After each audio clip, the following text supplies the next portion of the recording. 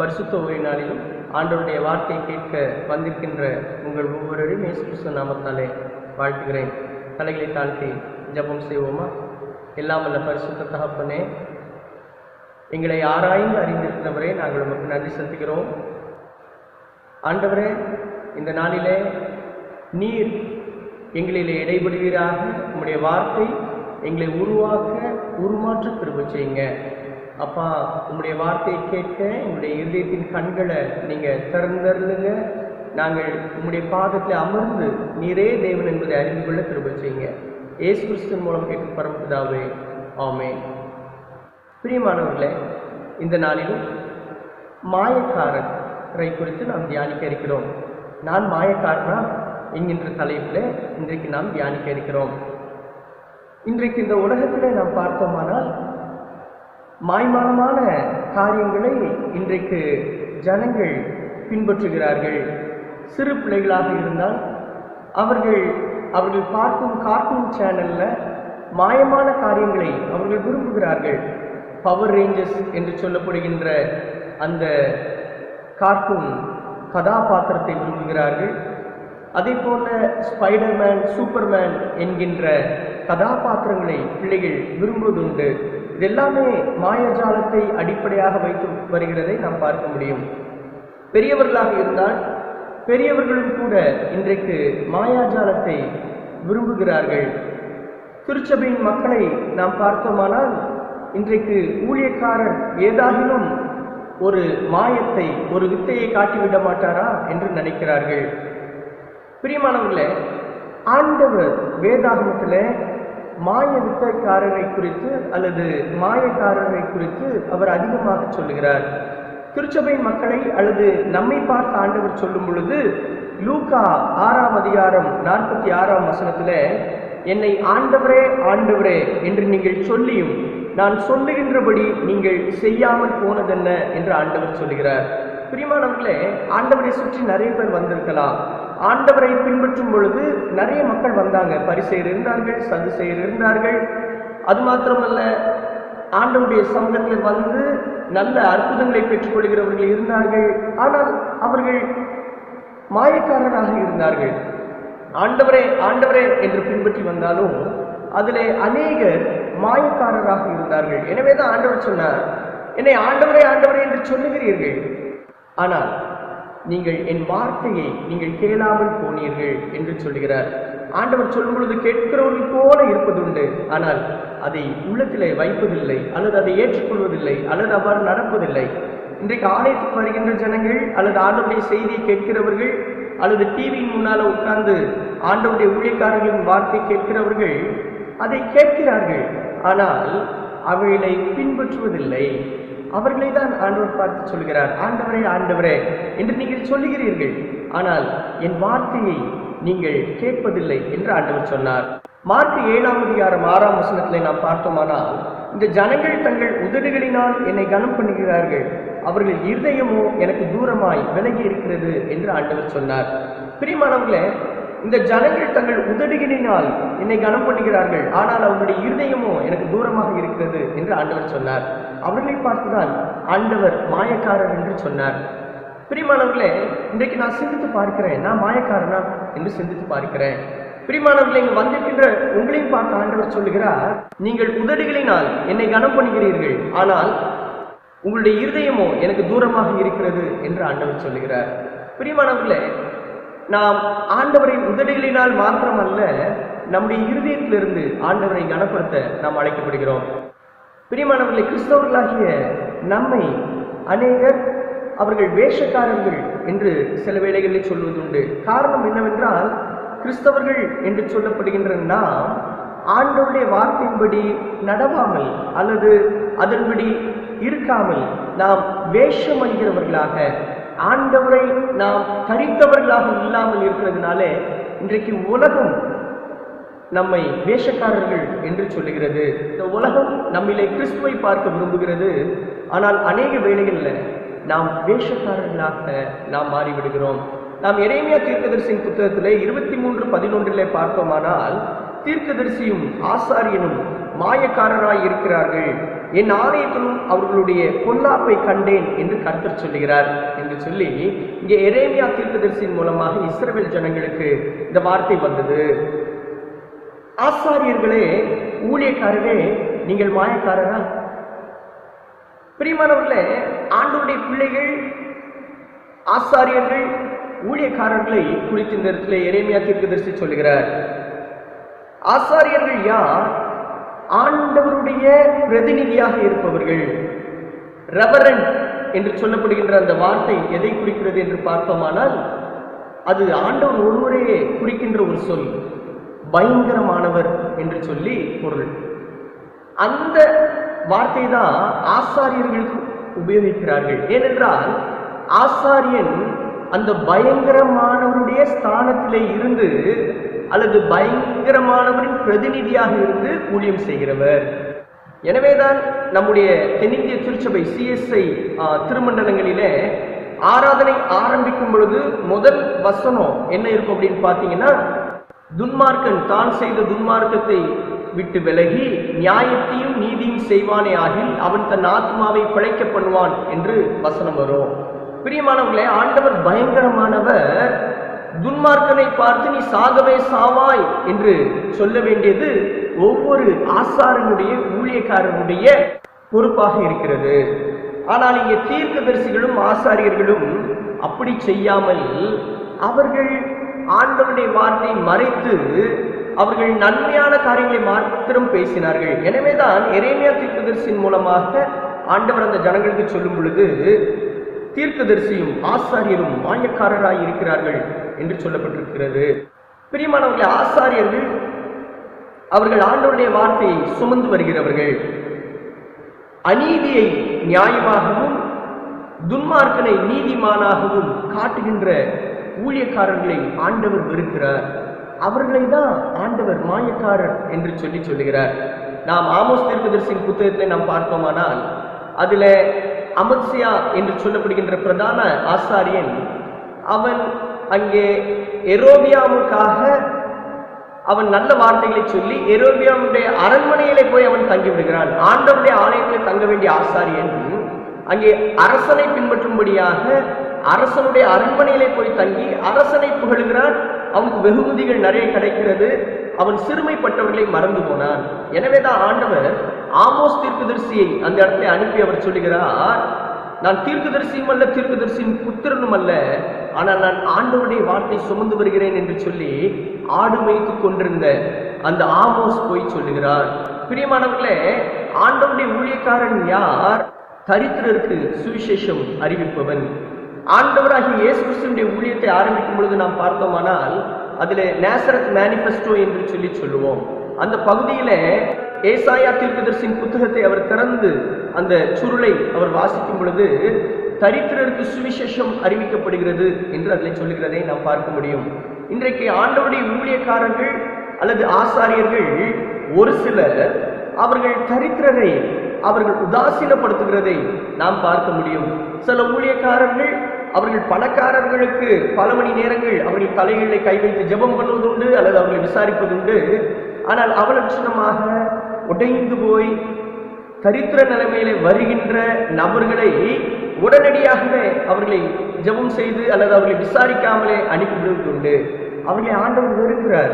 எனவேதான் எரேமியா தீர்க்கதரிசியின் புத்தகத்தில் 23:11 தீர்க்கதரிசியும் ஆசாரியனும் மாயக்காரராய் இருக்கிறார்கள், என் ஆலயத்திலும் அவர்களுடைய பொல்லாப்பை கண்டேன் என்று கர்த்தர் சொல்லுகிறார். பிரியமானவர்களே, ஆலயம் நியாயம் செய்யப்படுகின்ற இடம். ஆலயம் பரிசுத்தமான ஒரு இடம். அந்த இடத்துல நீதியான அந்த ஆண்டவர் நீதியை செய்ய விரும்புகிறார். ஆண்டவருடைய ஆலயத்தில் நீதி இல்லாமல் ஊழியக்காரர்கள் ஆண்டவருடைய சத்தத்தை கேட்காமல் அவர்கள் தங்களுடைய இருதயத்தின்படி அவர்கள் செயல்படும் பொழுது ஆண்டவர் என் ஆலயத்திலேயும் அநியாயத்தை கண்டேன், பொல்லாப்பை கண்டேன் என்று சொல்லுகிறார். ஆசாரியனே, ஊழியக்காரரே, இதை கேட்டுக்கொண்டிருக்கிற நீங்கள் மாயக்காரரா? நீங்கள் மாயக்காரரா? சிந்தித்து பாருங்கள். இரண்டாவதாக நாம் பார்த்தோமானால், ஜெபவீரனே, நீ மாயக்காரனா? மத்தேயு 6:5 நாம் பார்த்தோமானால், அன்றியும் நீ ஜெபம் பண்ணும் பொழுது மாயக்காரரை போல் இருக்க வேண்டாம், மனுஷர் காணும்படியாக அவர்கள் ஜெப ஆலயங்களிலும் வீதிகளிலும் சந்திகளிலும் நின்று ஜெபம் பண்ண விரும்புகிறார்கள். அவர்கள் தங்கள் பலனை அடைந்து தீர்ந்ததென்று மெய்யாகவே உங்களுக்கு சொல்லுகிறேன் என்று சொல்லி இயேசு கிறிஸ்து சொன்னார். ஜெபம் எனப்படுவது என்ன என்று அநேகருக்கு இன்றைக்கு புரிவதில்லை. ஜெபம் என்று சொல்லப்படுவது என்ன?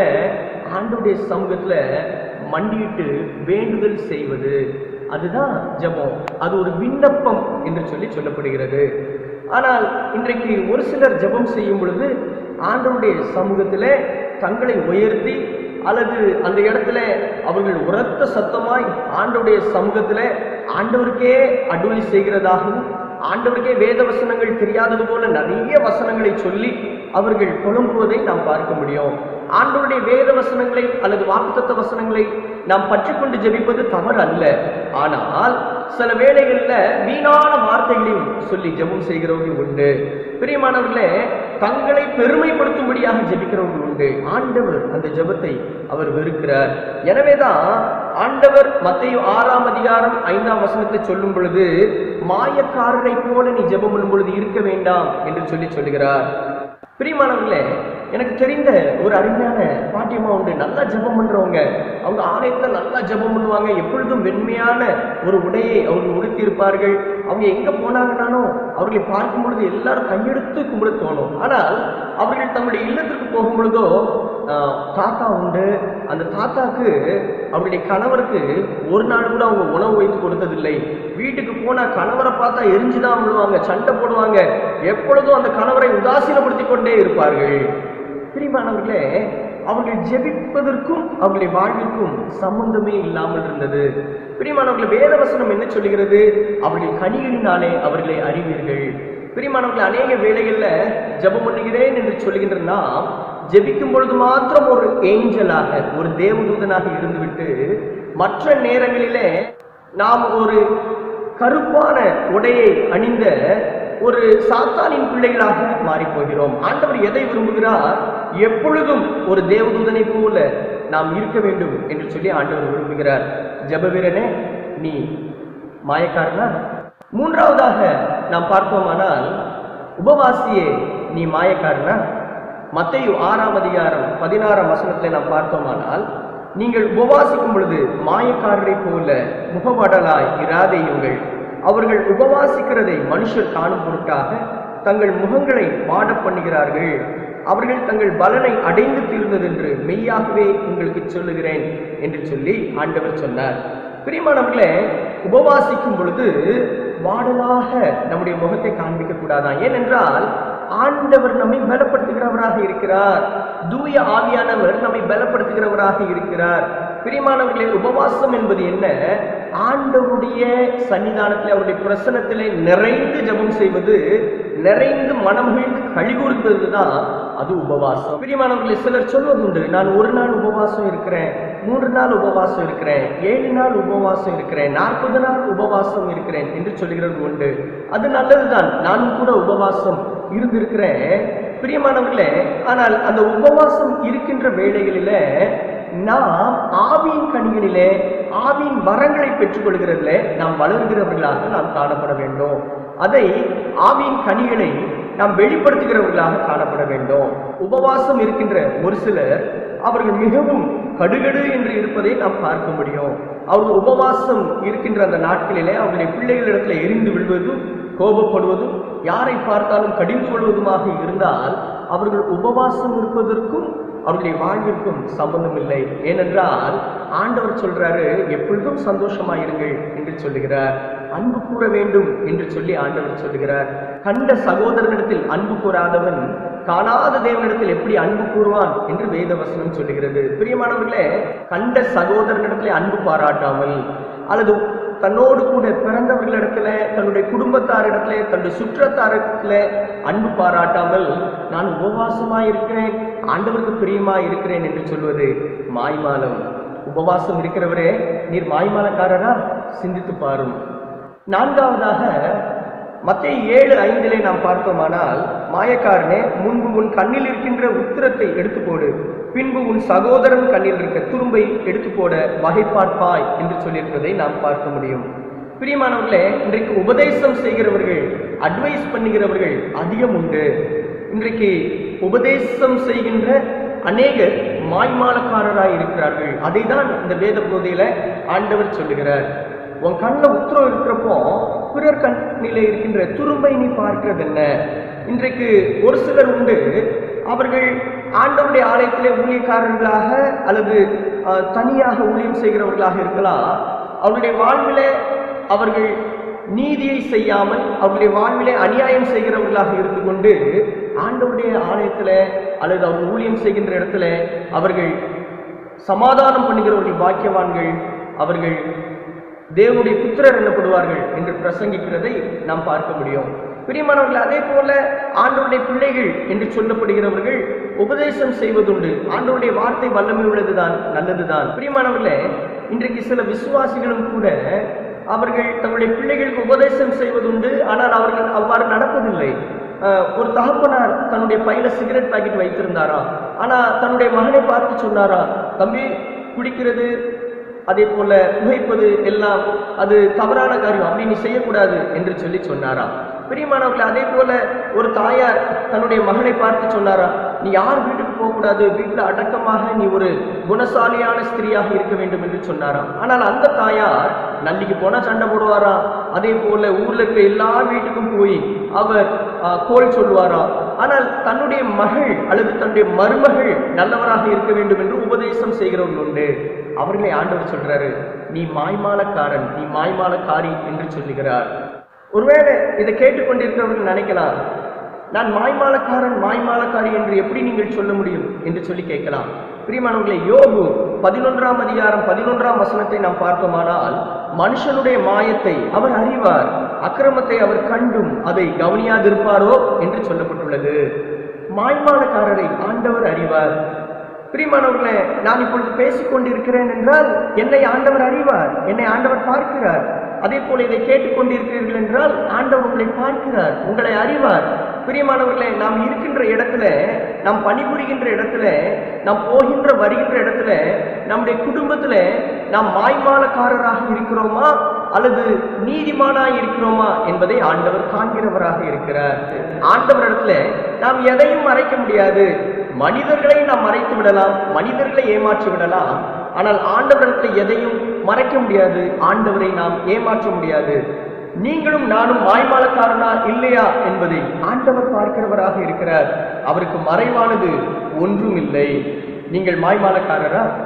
பிரியமானவர்களே, ஐநா சபையின் 74வது கூடுகையின் போது ஸ்வீடன் நாட்டை சார்ந்த கிரேட்டா என்கின்ற 16 வயது சிறுமி அவர் பருவநிலை மாற்றத்தை குறித்த ஒரு செய்தியை உலக தலைவர்களிடத்துல அவர் பகிர்ந்து கொண்டார். அந்த கருத்தரங்கிலே உலகிலே உள்ள எல்லா தலைவர்களும் இருந்தாங்க. அமெரிக்க அதிபர் ட்ரம்ப் அதிலே இருந்தார், நம்முடைய பாரத பிரதமர் நரேந்திர மோடி அவர்கள் அதிலே இருந்தார்கள், பெரிய பெரிய தலைவர்கள் இருந்தார்கள். அவர்கள் இருக்கும் பொழுது அவர்களை பார்த்து இந்த கிரேட்டா கேட்ட கேள்வி என்ன தெரியுமா? நீங்கள் மாய்மாலக்காரர்கள், என்ன தைரியம் உங்களுக்கு என்று சொல்லி அவர் கேட்டார். உலக தலைவர்கள் ஒருவராலும் அங்கே தலை நிமிர்ந்து இருக்க முடியவில்லை, எல்லாரும் தலை கவர்ந்திருந்தார்கள். அவள் என்ன பேசினாள் என்றால், நீங்க என்ன நினைச்சுட்டு இருக்கீங்க, உங்களுக்கு எல்லாம் எவ்வளவு தைரியம், யாருக்காவது எங்க மீது அக்கறை இருக்கா என்று சொல்லி அவர் கேட்டார். இந்த கிரேட்டா சொல்லும் பொழுது, நான் இப்பொழுது பள்ளியில படித்துக் கொண்டிருக்கிறவர்களாக இருக்க வேண்டும், ஆனால் என்னுடைய கனவை நீங்கள் சிதைத்து விட்டீர்கள். இந்த உலகத்தின் பேரழிவின் தொடக்கத்தில் நாம் நின்று கொண்டிருக்கிறோம், ஆனால் நீங்களோ பணம், பொருளாதார வளர்ச்சி என்று நீங்கள் கற்பனை உலகத்தை பற்றியே நீங்கள் பேசிக் கொண்டிருக்கிறீர்கள். நீங்கள் மாய்மாலக்காரர்கள், இந்த உலகத்துக்கு எந்த நம்பிக்கையும் தராத நீங்கள் இளைய தலைமுறையின் நம்பிக்கையை இழந்துவிட்டீர்கள். எங்களை போன்ற இளமை தலையினருக்கு அறிவுரை கூறுகிற நீங்கள், எங்களிடத்திலே நேர்மையை எதிர்பார்க்கின்ற நீங்கள் நேர்மையற்றவர்களாக காணப்படுகிறீர்கள். எங்களிடத்திலே நம்பிக்கையை எதிர்பார்க்கின்றோம், உங்களிடத்திலே நாங்கள் எந்த நம்பிக்கையும் தர முடியவில்லை, எவ்வளவு தைரியம் உங்களுக்கு என்று பேசினார். பருவ நிலை மாற்றத்தை காணுகின்ற நீங்கள் இந்த பருவ நிலையை குறித்து நீங்கள் கருத்தரங்கு போடுகிறீர்கள், ஆனால் எந்த நடவடிக்கையும் நீங்கள் எடுக்கவில்லை. எங்களை போன்ற இளமை தலைமுறையினரின் பார்வையெல்லாம் உங்கள் மீதுதான் இருக்கிறது. மறந்து விடாதீர்கள், நாங்கள் உங்களை சும்மா விட மாட்டோம். நாள் ஒன்று வரும், அன்றைக்கு நாங்கள் கேள்வி கேட்போம், தப்பித்து விடலாம் என்று சொல்லி நீங்கள் நினைக்கிறார்கள். நாங்கள் உங்களை மன்னிக்க மாட்டோம், நீங்கள் தப்பித்து விடுவோம் என்று சொல்லி ஒரு காலம் நினைக்கிறார்கள். இந்த பிரச்சனைகள் எல்லாவற்றுக்கும் ஒரு நாளிலே நாங்கள் முற்றுப்புள்ளி வைத்து அதற்கு கோடு போடுவோம். அன்றைக்கு இந்த உலகம் விழிக்கும். அன்றைக்கு நீங்கள் விரும்புகிறீர்களோ விரும்பாமல் இருக்கிறீர்களோ, ஆனால் அன்றைக்கு மாற்றம் என்பது வரும். மாயக்காரனே, அன்றைக்கு நாங்கள் எழுப்புவோம் என்று சொல்லி அந்த சிறு பெண் கிரேட்டா பேசினார்.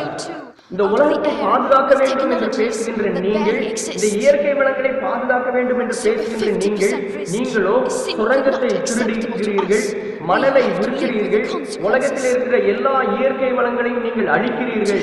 உங்களுடைய பேச்சுகள் வெற்று பேச்சாகவே இருக்கிறது. உங்களுடைய பேச்சு ஒன்றும் உங்களுடைய செயல் ஒன்றுமாக இருக்கிறது. மாயக்காரனே, நீங்கள் இதற்கு வெட்கப்படவில்லையா என்று சொல்லி அந்த சிறு பெண் கேட்டார். How dare you are என்று சொல்லி சொன்னார். எவ்வளவு தைரியம் உங்களுக்கு, நீங்கள் மாயக்காரராக இருந்து கொண்டிருக்கிறீர்கள் என்று சொல்லி அந்த சிறு பெண் பேசினார். பிரியமானவர்களே, இன்றைய சூழலிலும் கூட திருச்சபையின் தலைவர்களே, ஊழியக்காரர்களே, விசுவாசிகளே, உபதேசிமாரே, இன்றைக்கு யாரும் உங்களை பார்க்கல நீங்க நினைக்கலாம். உள் ஒன்று வைத்து வெளி ஒன்று நீங்கள் பேசலாம், நீங்கள் அநியாயங்கள் செய்யலாம். ஆனால் ஆண்டவர் பார்க்கிறார். நம்முடைய எதிர்கால சந்ததியினரும் நம்மை பார்க்கிறார்கள். அவர்கள் நாம் என்ன செய்கிறோம் என்பதை கவனிக்கிறார்கள். ஒருவேளை சண்டே ஸ்கூல் பிள்ளைங்க, விபிஎஸ் பிள்ளைங்க எல்லாரும் நம்மளை பார்க்கிறாங்க. ஒருவேளை நீங்க விபிஎஸ் நடத்திடலாம், சண்டே ஸ்கூல் நடத்திடலாம், வாலிப கூடுகை நடத்தி விடலாம். ஆனால் நீங்கள் நியாயம் செய்யாமல், நீதி செய்யாமல், நீங்கள் முன்மாதிரிகளாக வாழாமல், ஒரு வார்த்தை கூட அந்த குழந்தையுடைய இருதயத்திற்குள்ளே அது பிரவேசியாது. அது பிரயோஜனமற்றதாக காணப்படும். பிரியமானவர்களே, அவர்கள் கனிகளினாலே அவர்கள் அறிவீர்கள்.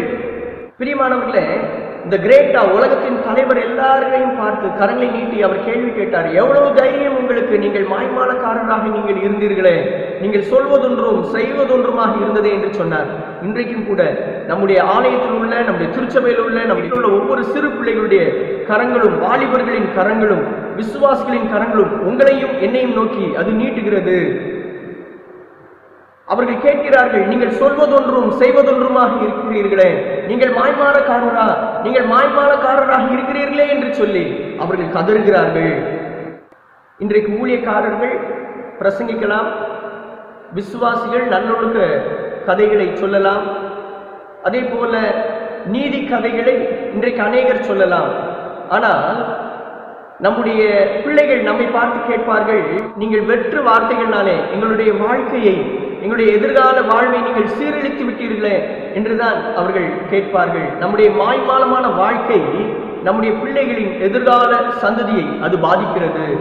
இன்றைக்கு பிள்ளைகளுக்கு எளிமையாக இருக்க வேண்டும், பெருமை இருக்கக்கூடாது, பிறருக்கு உதவி செய்ய வேண்டும் என்று சொல்லுகின்ற ஊழியக்காரரும் குடும்பத்தில் இருக்கிறவர்களும் பிறருக்கு உதவி செய்யாமல், உங்களிடத்தில் தாழ்மை இல்லாமல் இருக்கும் பொழுது அவர்கள் மாய்மாலக்காரராக அவர்கள் பார்க்கிறார்கள். இன்றைக்கு திருச்சபையின் மக்களாகி நாமும் கூட எதை எதிர்பார்க்கிறோம்? மாய்மாலமான ஒரு ஊழியக்காரரை தான் நாம் விரும்புகிறோம். பெரிய ஊழியக்காரரை யார் என்று நாம் கருதுகிறோம்? BMW கார்ல அவர் வரணும், அல்லது பென்ஸ் காரில் அவர் வந்து இறங்க வேண்டும், பெரிய ஆரவாரம் இருக்க வேண்டும் என்று எண்ணுகிறோம். பிரியமானவர்களே, இது ஒரு மாய்மாலமான காரியம். ஆண்டவருக்கு பிரியமானவராக இருக்கிறாரா அந்த ஊழியக்காரர்? உண்மையுள்ளவராக இருக்கிறாரா அந்த ஊழியக்காரர் என்பதை நாம் பார்ப்பதில்லை. இன்றைக்கு உலகம் மாய்மாலத்தையே தேடிக்கொண்டிருக்கிறது. அற்புதம், அதிசயம் நடக்க வேண்டும் என்று மாத்திரம் விரும்புகிறவர்களாக நாம் காணப்படுகிறோம். அற்புதங்களும் அடையாளங்களும் அது ஆண்டவர் செய்வது, ஊழியக்காரர் செய்வது அல்ல, குருவானவர் செய்கிறவர் அல்ல. விண்ணப்பங்களை ஏறெடுப்பதும், ஆண்டவருடைய சமூகத்திலே தூப கலசத்தை பிடித்து நிற்பதுமே ஆசாரியனுடைய வேலை. ஆண்டவருடைய ஆலயத்துல ஆண்டவர் நீதியை செய்கின்ற, பரிசுத்த வஸ்திரம் தரித்த, பரிசுத்த அலங்காரத்துடனே நிற்கின்ற ஆசாரியர்களையும் ஊழியக்காரர்களையும் விசுவாசிகளையுமே ஆண்டவர் தேடுகிறார். இன்றைய சூழலிலே இந்த உலகத்திலே அநேகர் செத்து கொண்டிருக்கும் பொழுது, அநேகர் பாதிக்கப்பட்டிருக்கும் பொழுது, புலம்பெயர் தொழிலாளர்கள் பாதிக்கப்பட்டிருக்கும் பொழுது, நாம் மாத்திரம் உணவை உண்பதும் வீட்டிலே நாம் பாதுகாப்பாக இருக்கிறோம் என்று சொல்லி நாம் வெற்று வார்த்தைகளாக ஜெபிப்பது மட்டும் பிரயோஜனம் அல்ல. கிரியை இல்லாத விசுவாசம் செத்தது. பிரியமானவர்களே, இதை கேட்டுக்கொண்டிருக்கிற நீங்கள் ஒருவருக்காவது உதவி செய்திருக்கிறீர்களா? இந்த லாக்டவுன் பீரியட்ல நீங்க உங்க பக்கத்து வீட்டில் இருக்கிறவங்களுக்கும், உங்க கிராமத்தில் இருக்கவங்க ஒருவருக்காவது உதவி செய்திருக்கிறீர்களா? நீங்கள் ஜெபம் மாத்திரம் செய்து கொண்டிருக்கிறீர்களா? ஜெபித்தால் மட்டும் போதாது, கிரியை இல்லாத விசுவாசம் செத்தது. நீங்கள் மாய்மாலக்காரர். பிரியமானவர்களே, நாம் ஜெபிக்கிறோம் என்றால் ஆண்டவர் நாம் செயல்படவும் வேண்டும் என்று சொல்லி விரும்புகிறார். பிரியமானவர்களே, இயேசு கிறிஸ்து ஜெபிக்கிறவராக மாத்திரமல்ல, அவர் செயல்படுகிறவராக இருந்தார். உலக தலைவர்களை பார்த்து இந்த கிரேட்டார் சொன்னார், நீங்கள் எல்லாம் அரக்கர்கள், உங்களுக்கு எவ்வளவு தைரியம், நீங்கள் மாய்மாலக்காரராக இருந்து இந்த உலகத்தை எவ்வளவாய் ஏமாற்றி நீங்கள் கொள்ளையடிக்கிறீர்கள், உங்களுடைய வெற்று வார்த்தைகளினாலே எங்களை நீங்கள் ஏமாற்றி விட்டீர்கள் என்று அந்த கிரேட்டா சொன்னார். பிரியமானவர்களே, இன்றைக்கும் கூட ஊழியக்காரராகிய நம்மை பார்த்து என்ன சொல்லுவார்கள் நம்முடைய சபை மக்கள்? தகப்பனே, தாயே, உன் குடும்பத்தில் உன் பிள்ளைகள் உன்னை குறித்து என்ன சொல்லுவார்கள்? சகோதரனே, சகோதரியே, உன்னை பார்க்கிறவர்கள் என்ன சொல்லுவார்கள்? நீ மாய்மாலக்காரனா, நீ மாய்மாலக்காரியா? இன்றைக்கு ஆண்டவருடைய சமூகத்தை சொல்லுவோம், ஆண்டவரே, நான் மாய்மாலக்காரியாக அல்ல, உண்மை வெளிப்படுத்த, உம்முடைய சாயலை வெளிப்படுத்த எனக்கு கிருபை செய்யுங்க. உண்மையுள்ள மனுஷனாக, உண்மையுள்ள மனுஷியாக நான் இருக்க எனக்கு உதவி செய்யுங்கன்னு சொல்லி நாம் சொல்லுவோம். பிரியமான ஊழியக்காரர்களை வீட்டுக்குள்ளே அடைத்து ஜெபித்துக் கொண்டிருக்கின்ற விசுவாசியே, உங்களுடைய வீட்டு கதவு தட்டப்படுகின்ற சத்தம் கேட்கிறது. வெளியில போய் பாருங்க. வெளியில வாசல்ல வந்து நிற்கின்ற ஜனங்கள் உங்களை கை நீட்டி காண்பித்து சொல்லுகிறார்கள், என்னை கை நீட்டி காண்பித்து அவர்கள் கேட்கிறார்கள், நீங்கள் மாய்மாலக்காரரா, நீங்கள் உண்மை உள்ளவரா என்று சொல்லி அவர்கள் கேட்கிறார்கள். ஆண்டவருடைய பிள்ளைகள் யார்? உண்மையுள்ளவர்கள். ஆண்டவர் நீதியை அவர் விரும்புகிறவர். பிரியமானவர்களே, ஏழைக்கு இறங்குகிறவன் கர்த்தருக்கு கடன் கொடுக்கிறான் என்று சொல்லப்பட்டுள்ளது. சிறுமைப்பட்டவன் மேல் சிந்தை உள்ளவன் பாக்கியவான் என்று சொல்லப்பட்டுள்ளது. நீதியை பிரசங்கித்த நோவாவை போல நாம் வாழ வேண்டும் என்று சொல்லி ஆண்டவர் விரும்புகிறார். இந்த நாளிலும் கூட இதை கேட்டுக்கொண்டிருக்கின்ற நீங்கள் மாய்மாலக்காரரா? ஒவ்வொருவரும் நம்ம இருதயத்துல கை வைத்து கேட்டு பார்ப்போம், நான் மாய்மாலக்காரனா? அவன் மாய்மாலக்காரன், இவன் இல்ல இல்ல இல்ல. ஆண்டவர் உங்களையும் என்னையும் தான் பார்க்கிறாரு. அவர் நம்மை நோக்கி பார்க்கிறார், நம்மை ஊடுருவி பார்க்கிறார். ஆண்டோடைய சமூகத்தில் இந்த செய்தியை கேட்கின்ற நாம் நம்முடைய இருதயத்துல கை வைத்து மற்ற எல்லாவற்றையும் மறந்து நான் உண்மையுள்ளவனாக இருக்கிறேனா, மாய்மாலக்காரனா என்பதை நாம் சிந்தித்து பார்ப்போம். நம்முடைய இருதயமே நம்மை நியாயத்து இருக்கும். நாம் மாய்மாலக்காரராக இருந்தோம் ஆனால் ஆண்டோடைய சமூகத்தை சொல்லுவோம், ஆண்டவரே, உண்மை போல என்ன மாற்றுங்க, எனக்கு இந்த மாய்மால வாழ்க்கை வேண்டாம் ஆண்டவரே, இந்த மாய்மால வாழ்க்கையே எனக்கு வேண்டாம் என்று சொல்லி நாம் சொல்லுவோம். பிரியமானவர்களை, வேத வசனம் சொல்லுகிறது, ரட்சிக்கப்படுகிறவர்களை ஆண்டவர் அனுதினமும் சபையில் சேர்த்து கொண்டு வந்தார் என்று சொல்லப்பட்டுள்ளது. ஆதி திருச்சபையிலே ரட்சிக்கப்படுகிறவர்கள் திருச்சபையிலே சேர்த்துக் கொள்ளப்பட்டார்கள். இன்றைக்கும் கூட ஆண்டவருடைய சமூகத்தில் அமர்ந்திருக்கின்ற உங்களையும் என்னையும் ஆண்டவர் ரட்சிக்கப்பட்ட ஒரு புது சிருஷ்டியாக இருக்க வேண்டும் என்று சொல்லி ஆண்டவர் விரும்புகிறார். பிரியமானவர்களே, உங்களையும் என்னையும் பார்த்து ஆண்டவர் கேட்கிறாரு, என்னை ஆண்டவரே ஆண்டவரே என்று நீங்கள் சொல்லியும் நான் சொல்லுகிறபடி நீங்கள் செய்யாமல் போனதென்ன என்று கேட்கிறார். ஆண்டவருடைய சமூகத்தில் இன்னைக்கு சொல்லுவோம், ஆண்டவரே, நான் நீங்க சொல்றபடி கேட்கிறேன்ப்பா என்று சொல்லி சொல்லுவோம். இந்த ஜனங்கள் தங்கள் உதடுகளினால் என்னை கனம் பண்ணுகிறார்கள், அவர்களுடைய இருதயமோ எனக்கு தூரமா இருக்கிறது என்று ஆண்டவர் சொல்றாரு. ஆண்டவருடைய சமூகத்தை சொல்லுவோம், ஆண்டவரே, என் உதடுகள்னால இல்லப்பா, என் இருதயத்தினாலையும் நீங்க சொல்றதை நான் கேட்கிறேன், நான் கீழ்ப்படுகிறேன் என்று சொல்லி சொல்லுவோம். என் இருதயம் தூரமா இல்லப்பா, உங்களுடைய கையில தாரேன், நீங்க அதை வைத்துக் கொள்ளுங்க, நீங்க பேசும், நாங்க கேட்கிறோம் என்று சொல்லி ஆண்டவருடைய சமூகத்தை சொல்லுவோம். ஊழியக்காரரே, ஆசாரியர்களே, தீர்க்கதரிசிகளே, ஆண்டவருடைய சமூகத்தை சொல்லுவோம், ஆண்டவரே, ஆண்டவருடைய ஆலயத்துல நான் பொல்லாப்பு செய்ய மாட்டேன், என் ஊழியத்துல நான் பொல்லாப்பு செய்ய மாட்டேன், தரித்திரரையும் நான் விசாரிப்பேன், உமக்கு முன்மாதிரியாக வாழ்வேன் என்று சொல்லி சொல்லுவோம். ஜெப வீரர்களே, தரப்பில் நிற்கிறவர்களே, ஆண்டவருடைய சமூகத்தில் சொல்லுவோம், ஆண்டவரே, இனி நான் என்னுடைய பெருமைக்காக அல்ல, ஆண்டவரே, நான் வெற்று வார்த்தைகள்னாலே அல்ல, நான் உண்மையா நான் ஜெபம் பண்ணுவேன் ஆண்டவரே, நான் கிரியையோடு நான் பிறருக்கு நன்மை செய்கிறவனாக, நன்மை செய்கிறவளாக, கிரியினாலே நான் உங்களுடைய அன்பை வெளிப்படுத்துவேன் ஆண்டவரே. ஜெபத்திலே மாத்திரம் அல்ல, என்னுடைய செயலிலும் உங்களுடைய அன்பை வெளிப்படுத்துவேன், உங்களுடைய கரிசனை வெளிப்படுத்துவேன்னு சொல்லி சொல்லுவோமா?